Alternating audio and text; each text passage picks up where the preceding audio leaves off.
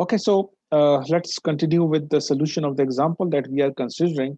So on Smith chart, you can see that I mentioned that there are some scales which are already given. So let me introduce these scales to you so that you people can use it. So the circular scales are uh, given, and you can mark them that this is one scale that you can identify. It's written wavelength towards generator, wavelength towards generator, the outermost circular scale, the outermost circular scale. So let me call this scale as wavelength towards generator. Okay, so I'm abbreviating this scale, wavelength towards generator scale. I'm calling it WTG scale. Okay, so this outermost scale is going to be used whenever we are moving on the transmission line and we are moving towards generator site. And you can see that the arrow is telling you that in which direction you are going to move. So this arrow is clearly telling you that you need to move in the clockwise direction. So this is the starting point. So this is 0. And then you can see this scale reading is increasing. You have this markation of 0.04, 0.05, 0.06.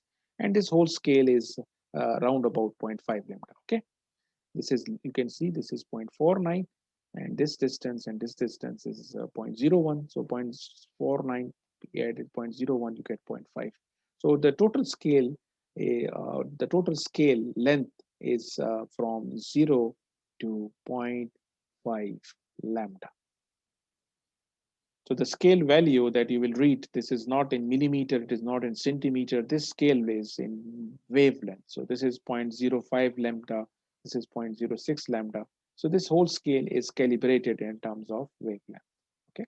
Then the other circular scale that you can identify is the next inner circular scale, and you can see that it's written.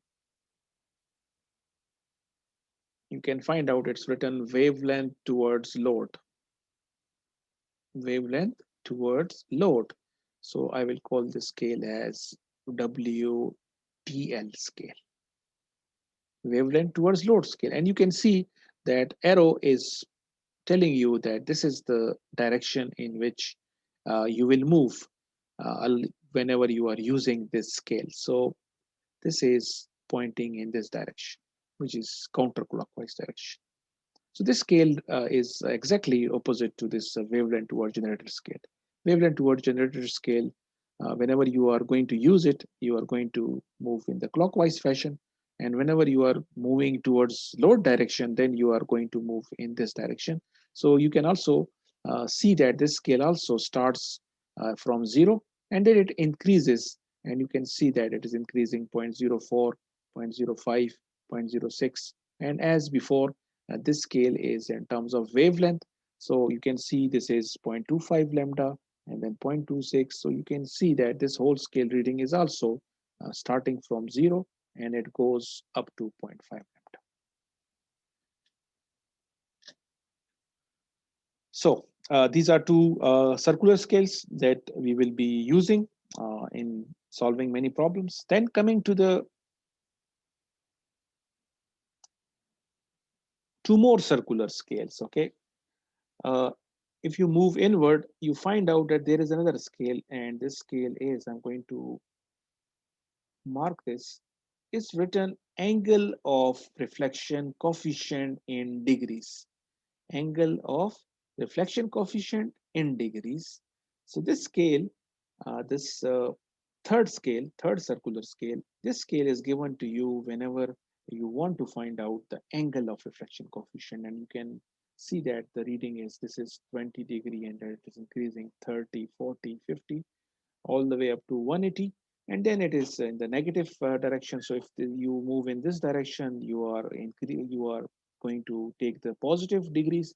And when you move from this direction, then you can see it's written minus 20,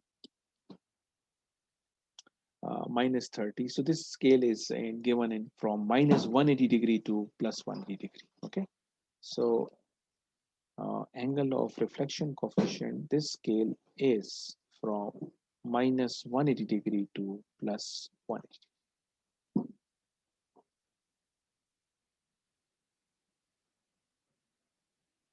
Then the fourth circular scale that you need to look at it is this one. It's written angle of transmission coefficient in degrees. Angle of transmission coefficient in degrees, and again this scale is also given to you. This is 10 degree, this is again 15 degree, so it is positive, and then you look at the bottom, it's minus 15, minus 20. So again this scale is also from minus 180 degree up to plus 180. So these are four circular scales that are given along with the Smith chart, and these scales will help us to find many important quantities. Okay. In addition to these four circular scale readings, we are also given some linear scales which are right at the bottom of the Smith chart. So if you look at the bottom of this circular Smith chart, there are some linear scales which are given to you. Okay. We will be utilizing these scales in a short while to solve the example that I started with today's lecture. So let's find out what are these scales for. So this scales are divided actually right at the middle. So what you can see is that it's written center. You can see this written center. So actually this center is with respect to the center of Smith chart. If you move, you can see this is the center of Smith chart right over here. Let me, yes. So you can see that this is the center of Smith chart. Okay, this is center. So we can see when I move downward, this point exactly matches with the center that I'm talking about. You can see that's why it's written center. So this scale at the bottom is actually divided right at the center. So let me draw a line. Let's consider that this is a line. So this line is actually dividing this scale into two parts. So this is, let's say, the right scale, and this is the left scale. So there are a number of left scales, and let me go through them. The first scale, it's for SWR, and you people already know what is SWR. So whenever you want to find out SWR, you are going to use this scale. You are going to use which scale? I'm talking about this scale, which is written on the top of this line. So this scale reading is given for this value, this parameter. And at the bottom of this line, you can see we are also given this scale as well, this one, which is written at the bottom of this line. This scale reading is again for SWR, but you can clearly see that. Let me remove this. At the bottom of this line, it's written dBs. dBs. So actually, this is the SWR value in dB scale. Okay. So the top one is the actual SWR, and when you convert it into dBs, then this scale reading will be used. Okay. Similarly, this scale reading, this one,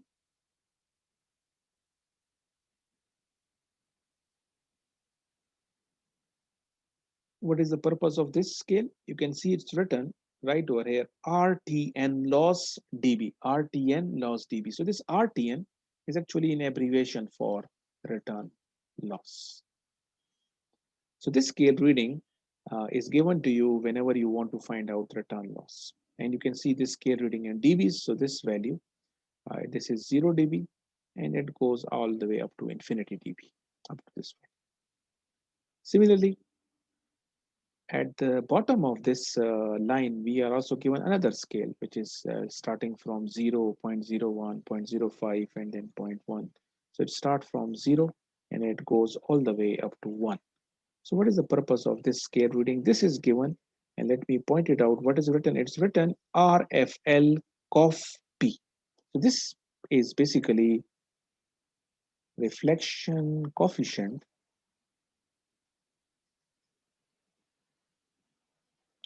and in addition to this it's written P, and this P is for power. So this scale reading is going to be used whenever we want to find out the reflection coefficient in terms of power. Normally, reflection coefficient, when you use this symbol, so this is the voltage reflection coefficient. But when you take its magnitude and when you square it, it's known as reflection coefficient for power. So whenever you want to find out this thing, it means you are finding out reflection coefficient in terms of power. That is,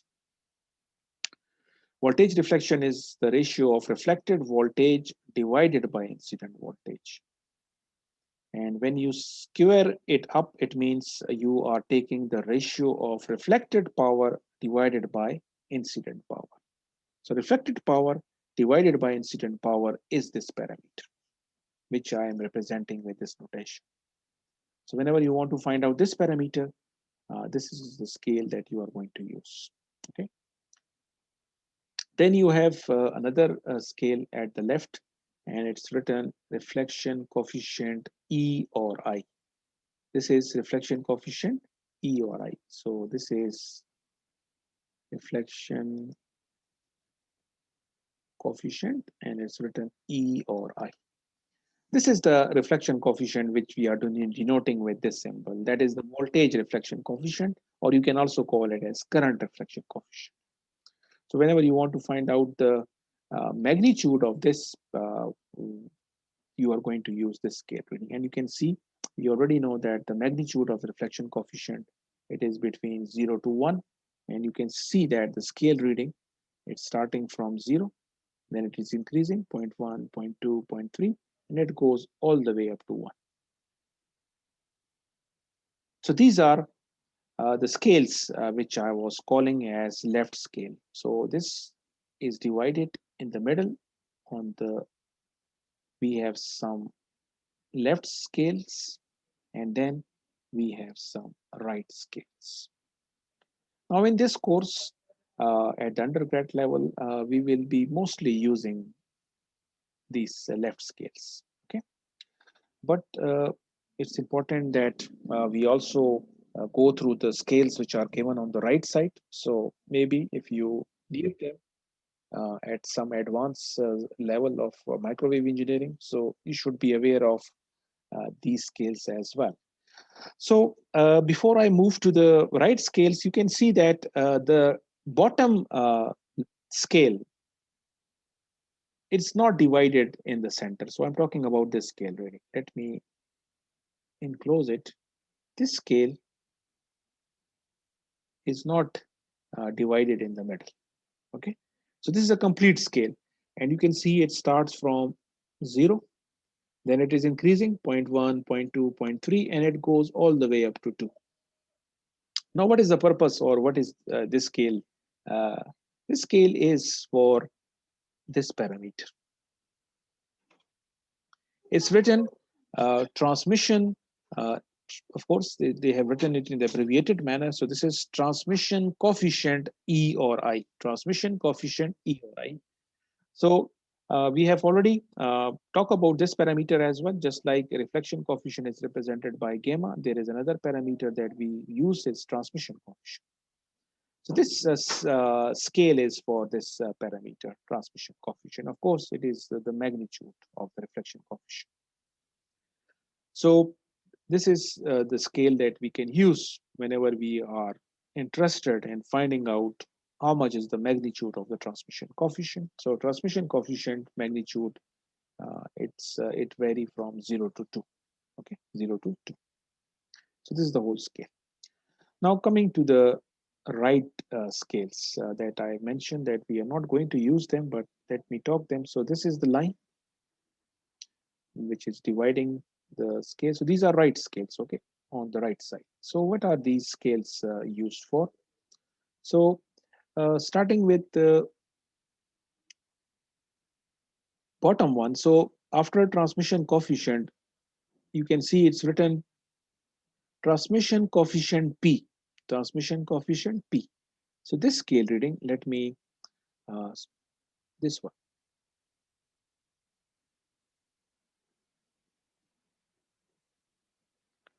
So I am talking about this scale. So starting from 0 and going up to this. This scale reading is for this thing, transmission coefficient P. This again, this P is for power.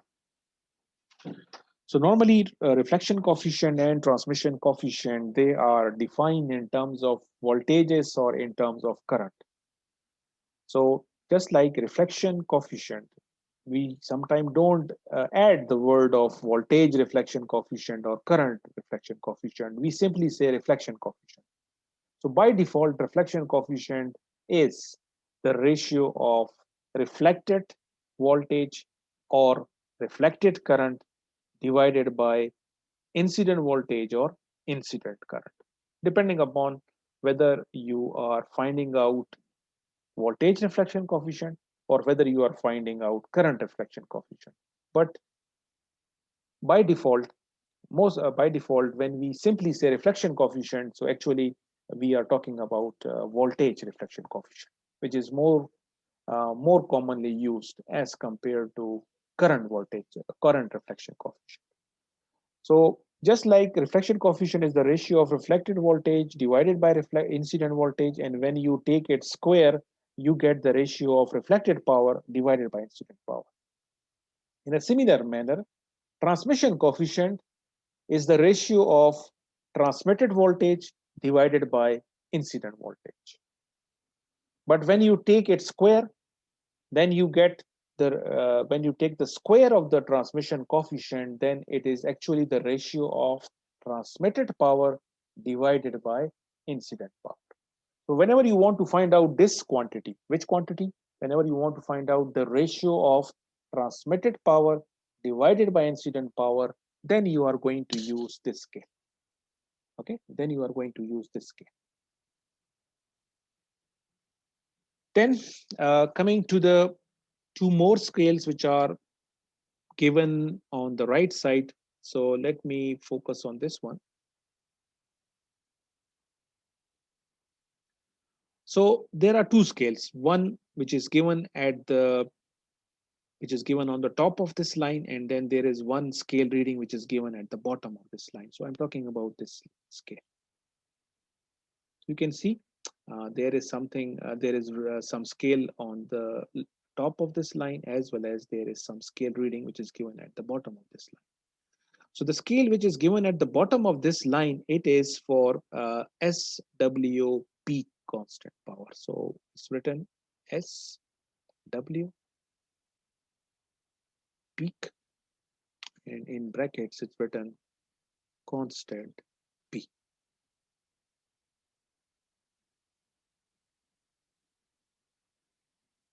This SW is this abbreviation for standing wave peak, and it is used to find out the standing wave peak power.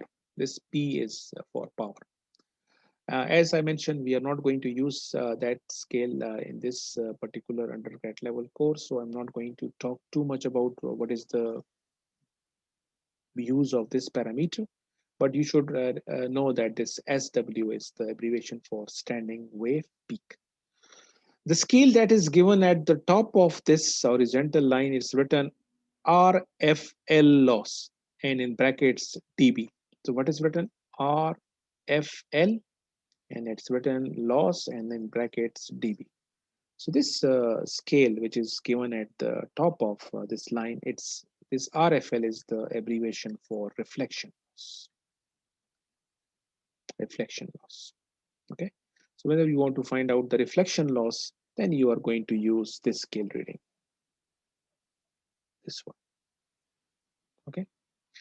Finally, at the right, the top right scale, there are two scales, one on the top and one at the bottom. The top one is written ATTEN. So ATTEN is the abbreviation for attenuation. and this scale is in dB.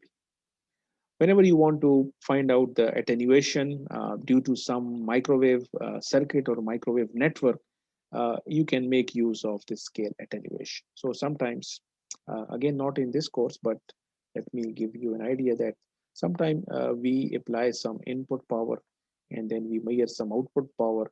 So when this signal, input signal passes through this network, so some of the power will be wasted or lost in this network because of the attenuation. So this attenuation of this network, sometimes we were interested in finding out how much is the attenuation due to this network, and then we can make use of this scale. Okay. And at the bottom of this line, we have written, so let me mark it, is written SW loss coefficient. So SW loss coefficient. This is another parameter that is sometimes used to uh, specify the performance of microwave circuit. And then again, this is standing wave loss coefficient, standing wave loss coefficient. So this scale, which is given at the bottom of this line, this one, this scale reading is given for this parameter. So now coming to the actual problem that we are trying to solve. So what we have done so far is we have located the load impedance on the Smith chart.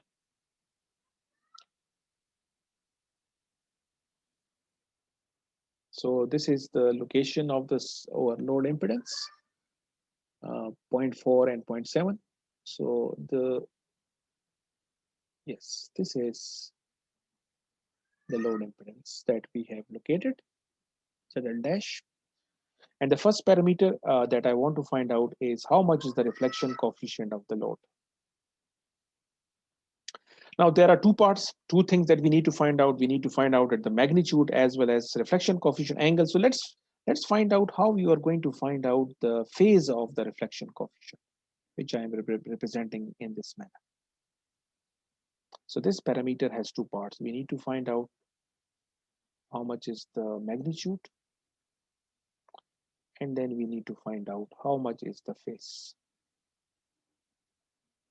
So let me first find out the phase. Phase, how you will find out the phase of the reflection coefficient. So if you remember, I talk about one scale reading. If you go back, this is the scale that I mentioned before, angle of reflection coefficient in degrees.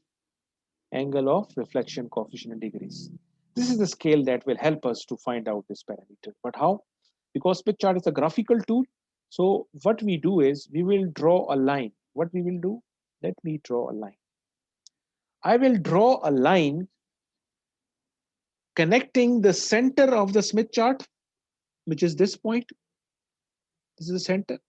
I will draw a line connecting the center of the Smith chart with the location where the load is located, and then I will extend it such that it crosses the angle of reflection coefficient scale as well. So this is the line.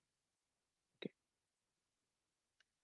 So you must have a scale whenever you are solving any problem with the help of Smith chart. You must be able to draw straight lines. So make sure that you have some scale. Now, when I draw this line connecting the center of the Smith chart to the location of ZL dash, and then extending this line so that it crosses the circular scales. So this line is going to cut the angle of reflection coefficient somewhere.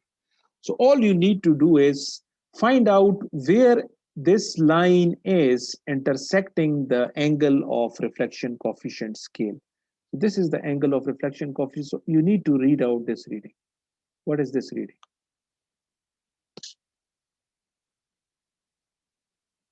105 something. 105. So 105, and because this is in degree given in degrees, so you will find out that the angle of reflection coefficient is 105 degree.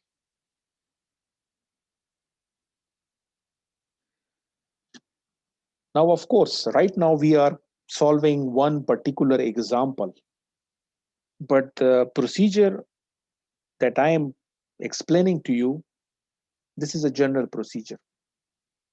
Whenever you need to find out angle of reflection coefficient, this is what you need to do. What you need to do? Connect center of Smith chart with the location of the impedance, and then extend this line so that it crosses the angle of reflection coefficient circular scale. So wherever that straight line is touching or crossing the angle of reflection coefficient scale, find out the scale reading, and that is going to be your answer. So this is very simple. As you can see, I haven't used any equation. I haven't used any equation to find this value. I have just make use of some graphic. In other words, I just draw a line. And this, by drawing this line, I'm able to find out the angle of reflection coefficient. Now, how to find out the magnitude part? What will be the magnitude of the reflection coefficient?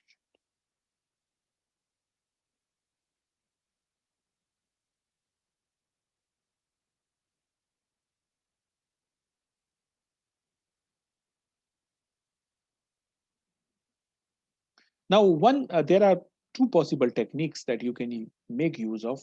One technique that you can use is if you measure the length of the line, okay, measure the length of the line from this center to the extreme right. Let me draw this. I'm talking about this. If you draw, if you measure the scale, so let me, yes, this spot. This is the actual Smith chart, okay?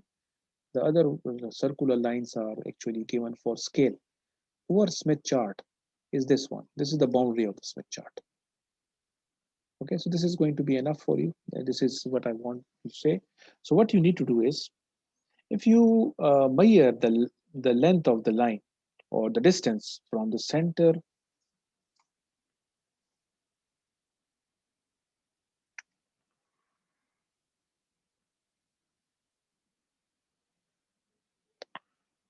so if you measure the distance from this point to this point, okay,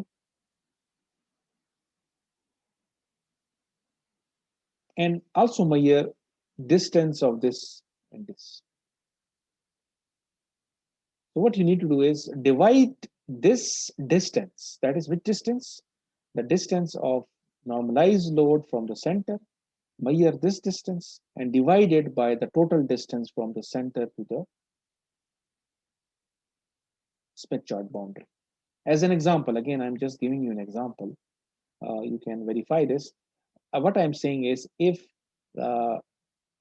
distance, for example, distance from center to ZL dash.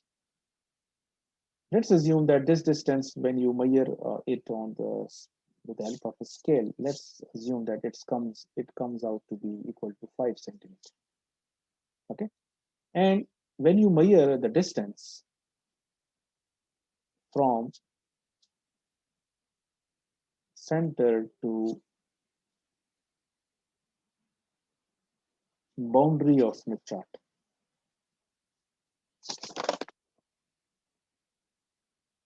let's assume that it comes out to be equal to 10 centimeters.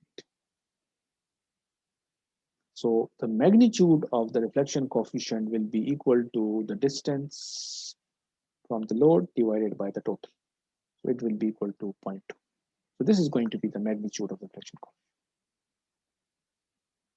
This is one way that you can find out the magnitude of the reflection coefficient.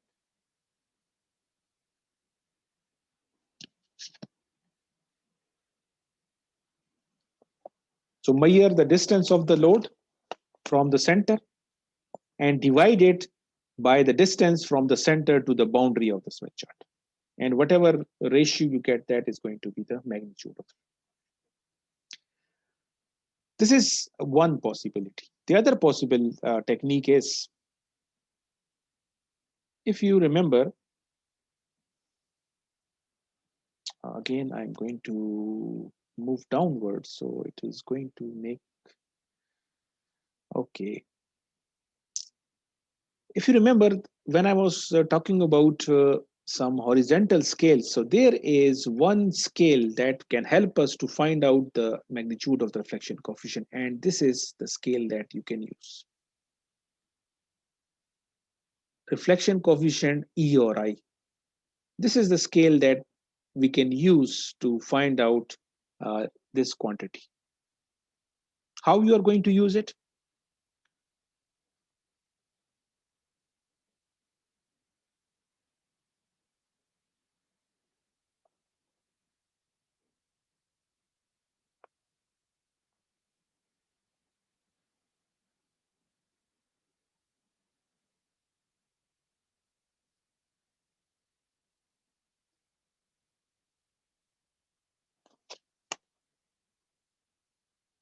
Okay. What you need to do is, you just need to measure the distance, this distance. Let me mark it. I'm talking about this distance. You need to measure out distance, this distance, which I mentioned over here. Distance from center to ZL dash. Center distance from center of Smith chart to the location of ZL. Just measure this distance. Okay. Just find out how much is this distance with the help of your scale. As an example, I consider that maybe this distance is 5 centimeters. Okay. When you solve it practically, maybe you get some other value. I'm just giving you an example. All you need to do is measure this distance from center, and let's assume it is 5 centimeters. Okay. Then what you need to do is, you need to come at the bottom and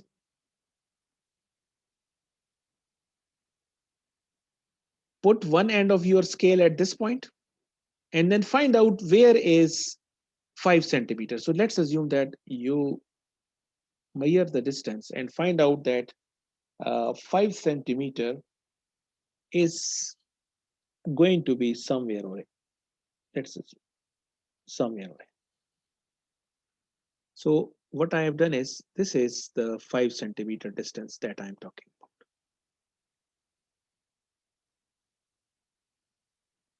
Because this is the scales. If you remember, scale starts from this point. Okay.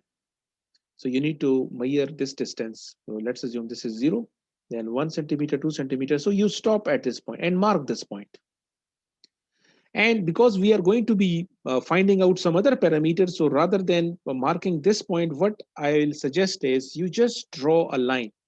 You draw a vertical line right at this point. So what? Let me draw a line.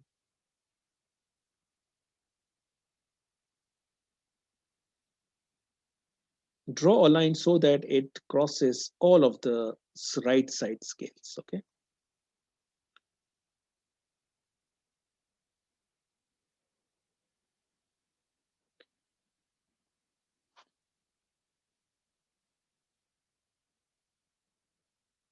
Now the first thing is, can you tell me the reading at which this line is cutting this scale?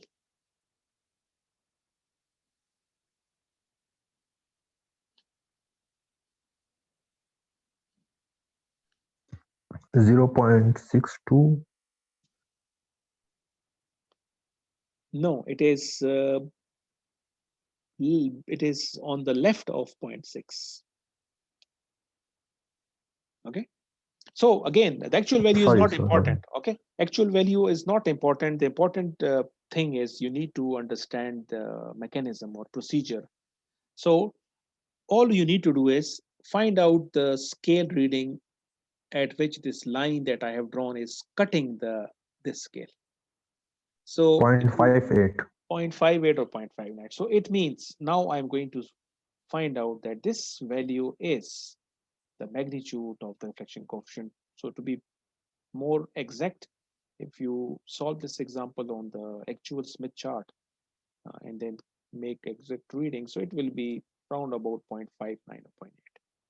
So previously we found out the magnitude, phase of the reflection coefficient, जो आपने मुझे बताया था 105 degree, और अब आपने इसका magnitude भी find कर लिया.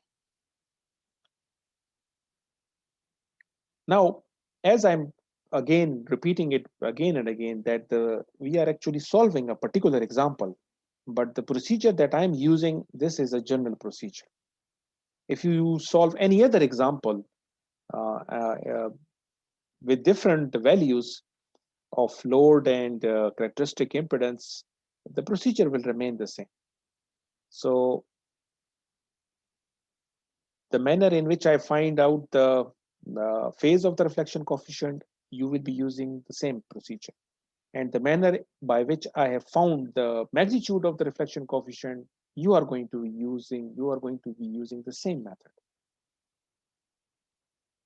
So now our goal was to find out the angle of reflection coefficient. So now if you write it in a combined manner, so you will say the angle of reflection, the reflection coefficient at the load is 0.5 e raised to power j105 degree. So this was our first parameter.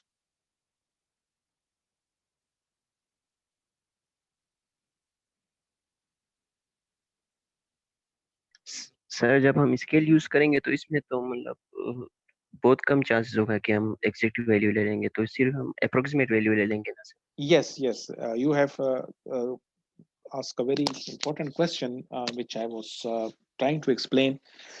Smith chart is a graphical tool, and we prefer it because we can find out many quantities, many parameters without using equations, and we can, of course, find the answers in a very less time. But there is, you can say, a limitation of Smith chart, and that limitation is exactly pointed out by the student, and that is you cannot find out the precise values with help of Smith chart. So as someone has clearly pointed out, it may not be possible for me to find out whether it is 0.59, 0.58, 0.57. So maybe some student will say the answer is 0.59, but there is another student who may say the answer is 0.58. Someone may say answer is 0.6, and someone may say 0.7, 0.57. So all of them are approximately correct. Okay. So this is one of the limitation कि आपके पास एक आप कह सकते हैं कि exact precise value find करना, because scale जो है हमारे पास जो है वो उसकी resolution जो है finite है, infinite resolution नहीं है. So 0.59 भी ठीक है, 0.58, 0.5, but as I always tell the student कि exam में किसी ने 0.5 लिखा हुआ है, 0.58 लिखा हुआ है, 0.5 सबको मैं correct consider करूंगा, लेकिन किसी ने 0.4 लिखा हुआ है और फिर वो कहे कि सर आपने इसको क्यों गलत किया है, तो 0.4 is way different than 0.59. Then you cannot object कि सर ये आपने यहाँ पे mark क्यों काटा हुआ है. But 0.58, 0.59, all of them are correct based on Smith chart. Okay. Okay, sir. Okay. So let me